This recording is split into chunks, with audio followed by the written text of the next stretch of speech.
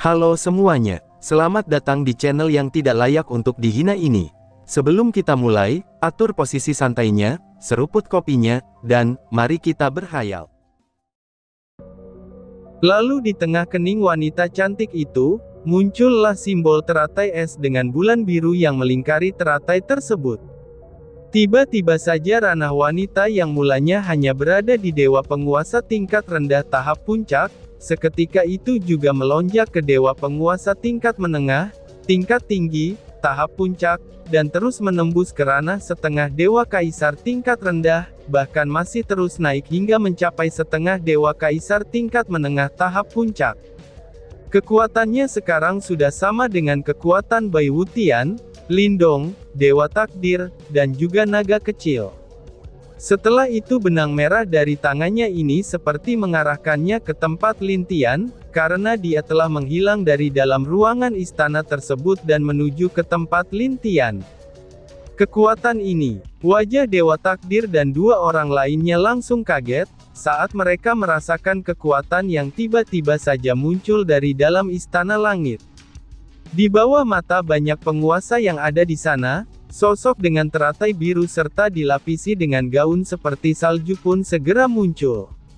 Namun anehnya, kecantikan wanita yang datang ini benar-benar telah membuat semua orang yang ada di sana, itu terpukau karena kecantikan wanita tersebut.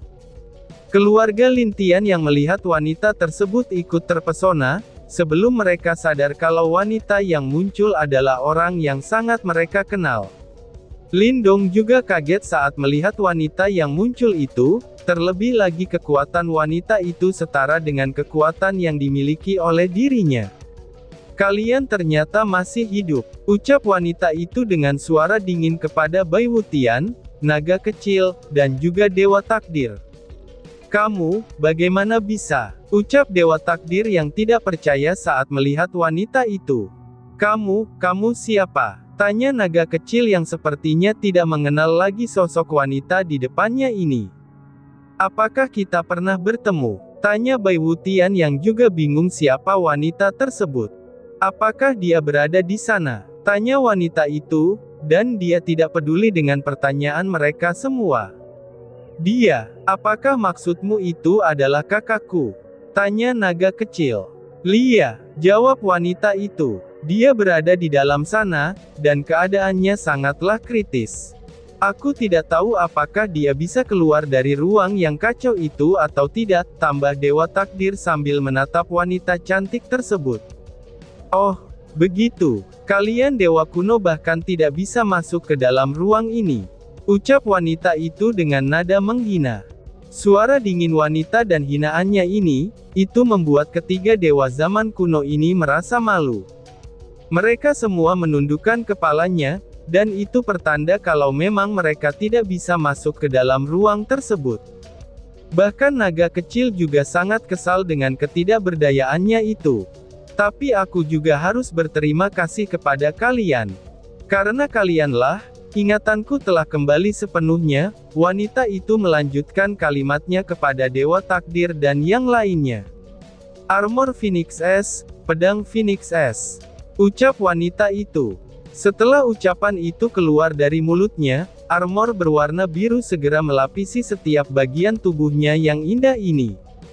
Dia bahkan terlihat lebih anggun dan cantik daripada sebelumnya, bahkan para pria sampai menjatuhkan air liur mereka saat melihat wanita tersebut. "Pedang bulan, menyatulah," ucap wanita itu. Simbol di keningnya yang tergabung dari teratai dan bulan biru itu, kini muncul pedang roh yang berwarna biru juga. Roh pedang itu segera menyatu, dan ini seperti yang dikatakan oleh wanita itu secara langsung.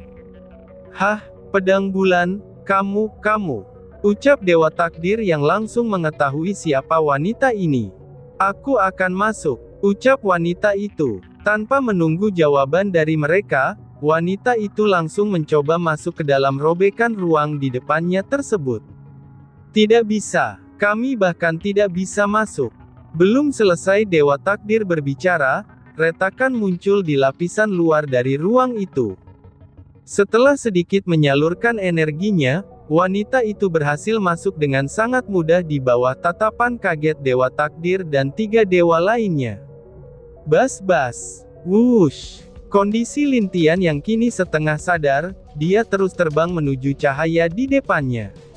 Sedangkan Dewa Kaisar Kematian dan Dewa Neraka sudah benar-benar tidak dapat menggerakkan lagi tubuh mereka, dan itu akibat efek negatif karena terlalu banyak menelan pil penyembuh dan pemulih energi. Sial, aku tidak boleh mati di sini. Suanyin dan yang lainnya masih menungguku, ucap Lin Tian dengan keras kepala. Tiba-tiba saja ruang yang tadinya kacau, kini membeku di depan mata lemah Lin Tian. Dia bisa merasakan kalau energi yang sangat dingin telah menyelimuti ruang tersebut. Hal tersebut bisa membuatnya sedikit lebih stabil untuk terbang, tapi matanya benar-benar sudah kelelahan. Saat dia akan menutup matanya, wanita cantik dengan armor berwarna seperti salju segera mendekat ke arahnya. Saat melihat wanita tersebut, Lin Tian melemparkan keduanya ke arah wanita itu dengan sisa tenaganya yang terakhir. Selamatkanlah mereka, ucap Lin Tian dengan lemah. Dia tidak bisa melihat begitu jelas wanita itu, karena jaraknya yang masih jauh. Jadi Lin Tian berpikir kalau wanita itu mungkin saja adalah penyelamat, yang telah dikirim oleh ayahnya atau Dewa Takdir. Mendengus. Melihat Lin Tian yang melemparkan 2 sosok ke arahnya, wanita itu hanya bisa mendengus. Kemudian wanita itu mengangguk, lalu sedikit melukai jarinya, dan itu membuat segel di pedang Phoenix S miliknya. Pedang itu berubah menjadi Phoenix S yang langsung membawa kedua pria tersebut, dan langsung keluar dari ruang kacau yang telah membeku. Lalu wanita itu pun terbang dengan cepat ke arah Lin Tian, yang saat ini sudah mulai kehilangan kesadarannya. "Kamu, kenapa masih saja tidak berubah?" ucap wanita itu dengan lembut sambil menangkap Lin Tian. "Ternyata itu kamu. Apakah ingatanmu telah kembali?" tanya Lin Tian saat melihat wajah wanita yang cantik itu. "Iya," jawab wanita itu. Maafkan aku yang tidak dapat melindungimu," ucap Lin Tian dengan kesedihan. Itu saat dia mengingat apa yang telah terjadi saat itu. Tiba-tiba saja mata Lin Tian tidak bisa bertahan lagi, dan dia langsung jatuh pingsan di pelukan wanita yang dia cintai itu. "Aku tidak pernah menyalahkanmu, karena apa yang aku lakukan itu adalah murni keinginanku sendiri," jawab wanita itu dengan suara penuh kasih sayang sambil membelai wajah pucat Lin Tian. Lin Tian tidak akhirnya sadarkan diri di pelukannya, dan dia juga tahu kalau pria yang dia cintai ini telah bekerja keras selama ini. Melihat kalau ruang yang membeku di sekitarnya mulai retak, dia pun tidak menunda-nunda waktu lagi. Dengan sayap es di punggungnya, dia langsung terbang keluar dari ruang yang kacau itu. Wush! Krekek, sosok Phoenix S keluar dengan membawa 2 pria yang tidak sadarkan diri dari sana. Saat melihat salah satu pria yang telah jatuh di depan mereka itu segera mengubah wajah Dewa Takdir, Bai Wutian, dan juga naga kecil. Sedangkan Dewa Kegelapan dengan para penguasa lainnya juga kaget, saat mereka melihat wajah pria satunya lagi yang juga mereka kenali. "Dia masih hidup," ucap naga kecil yang sekarang penuh dengan aura kebencian. "Wush! Dasar keparat, matilah!" teriak naga kecil yang muncul di depan pria itu, dan bersiap menusuk jantungnya dengan cakar naganya. "Hentikan!" teriak Dewa Takdir dan Bai Wutian yang melihat tindakan naga kecil, yang tiba-tiba saja telah mencapai Dewa Kaisar Kematian itu. "Jangan mengacau!" teriak seorang wanita. Dan boom! Naga kecil terlempar jauh, itu karena serangan dari wanita yang telah keluar sambil memeluk seorang pria di pelukannya itu. "Kakak ipar, kenapa?" tanya naga kecil. Melihat wanita yang tidak lain adalah Mu Suanyin yang telah mencegahnya untuk membunuh Dewa Kaisar Kematian, ini membuat naga kecil bingung. Karena naga kecil tahu kalau Mu Suanyin juga reinkarnasi dari sosok di zaman kuno, dan itu sama hanya dengan dia. Jadi sudah pasti, dia juga memiliki kebencian terhadap Dewa Kaisar Kematian. Kamu harusnya tetap tenang, dan tidak perlu membuat kesimpulan terburu-buru seperti itu untuk membunuhnya. Ucap Mu Xuanyin. Kakak ipar, dia adalah orang yang memiliki dosa besar. Teriak naga kecil dengan marah sambil memandang Mu Xuanyin. Naga kecil, kamu harus tenang, dan pikirkan kenapa kakakmu membawa dia keluar dari yang ruang kacau itu. Dan kenapa dia harus bekerja keras untuk menyelamatkan mereka berdua dari sana. Balas Mu Xuanyin. Setelah mendengar jawaban itu, naga kecil segera memandang Lin Tian yang tidak sadarkan diri di pelukan Mu Xuanyin. Tiba-tiba saja dia sadar, kalau dia benar-benar terlalu emosional kali ini. Lalu dia menundukkan kepalanya dengan lemah karena malu. Wush!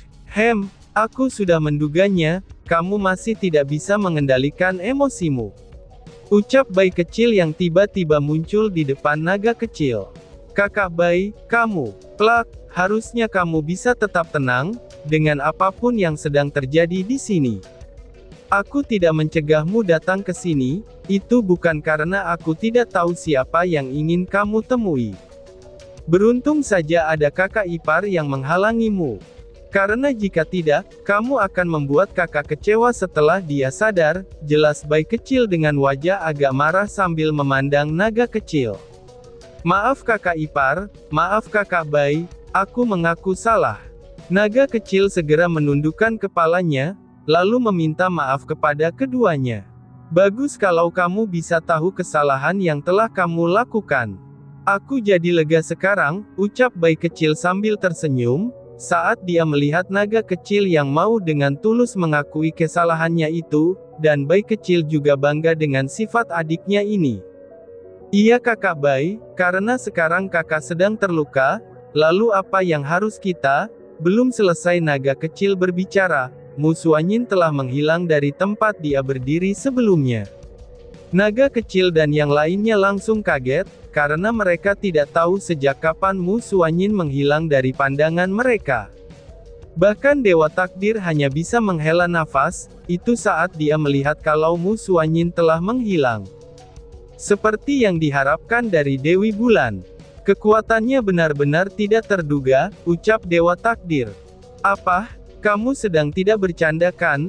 Dia Dewi Bulan, tanya Bai Wutian dengan penuh kebingungan.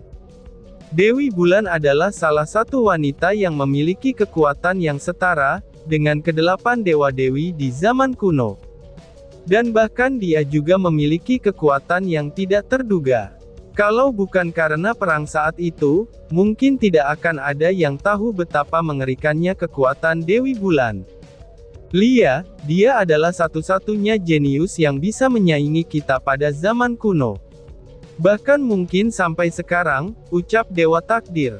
Naga kecil agak kaget saat dia tahu kalau Mu Xuanyin sendiri adalah Dewi Bulan. Apalagi dia juga tidak mengerti, kenapa kakak dan Dewi Bulan terlihat sangat-sangat dekat. Karena setahu dia, dulu Dewi Bulan adalah wanita yang sangat dingin terhadap pria. Tunggu dulu, bukankah ada satu pria yang selalu bersama Dewi Bulan setelah kematian adiknya? Jangan-jangan pria itu adalah, ucap naga kecil sambil menatap Dewa Takdir untuk mendapatkan kepastian. Naga kecil yang melihat Dewa Takdir mengangguk, itu sontak saja membuat jantungnya berpacu lebih cepat dari biasanya. Sekarang dia sadar kalau kakaknya telah pergi ke masa lalu, dan melihat semua yang pernah terjadi di zaman kuno. Lalu dia menatap Dewa Kaisar Kematian yang tidak sadarkan diri itu, dan kemudian menghela nafas.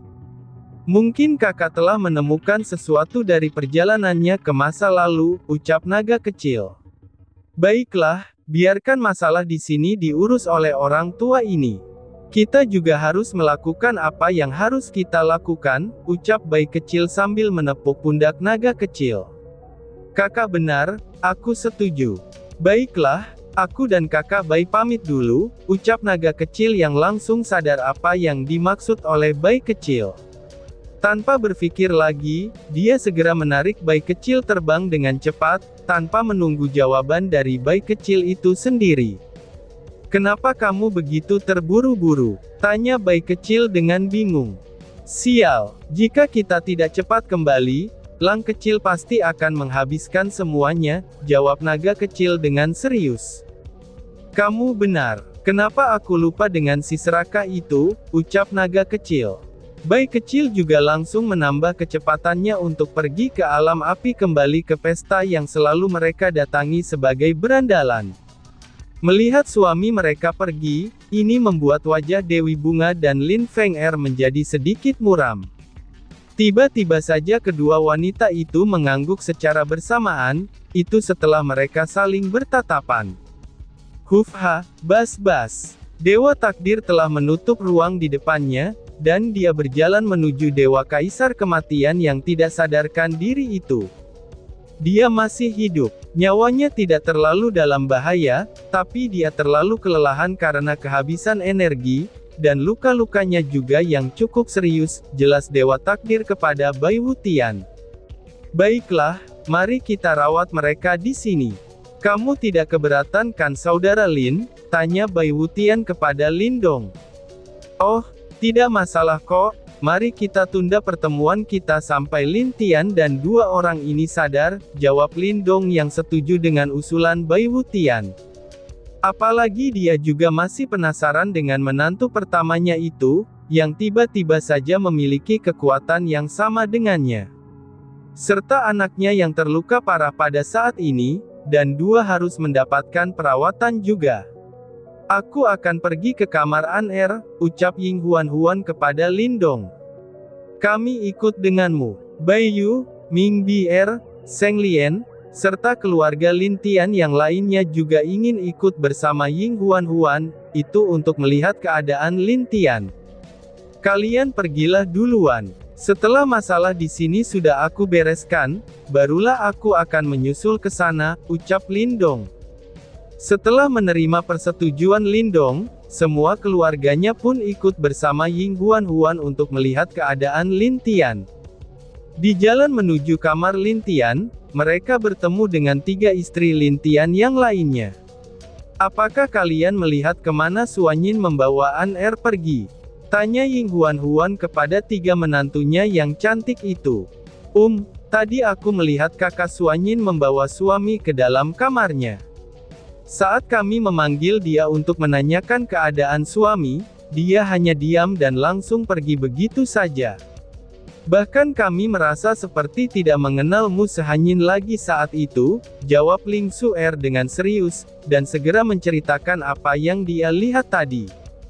Mendengar hal itu, semua keluarga Lin Tian bingung dengan semua kelakuan Mu Suanyin. Mereka kemudian menjadi cemas, karena telah menyerahkan Lin Tian kepada Mu Suanyin yang sekarang telah bereinkarnasi. "Lebih baik kita pergi ke kamar An-er dulu," ucap Lin Sang yang lebih tenang. Iya, Ying Huan-Huan juga berpikiran hal yang sama, dan akhirnya mereka memutuskan untuk melihat keadaan Lin Tian ke kamar Ying Huan-Huan. Tapi saat mereka sampai di depan kamar Ying Huan-Huan, mereka melihat burung Phoenix S berdiri di depan pintu kamar Mu Suanyin, itu sambil menutup matanya di sana. Ini sudah jelas kalau Phoenix S itu telah diperintahkan untuk menjaga pintu kamar Mu Suanyin. "Ini, apakah kami bisa masuk?" tanya Ying Huan-Huan kepada Phoenix S tersebut. Dan tiba-tiba saja bersambung. "Sekian dan terima kasih banyak. Bye-bye."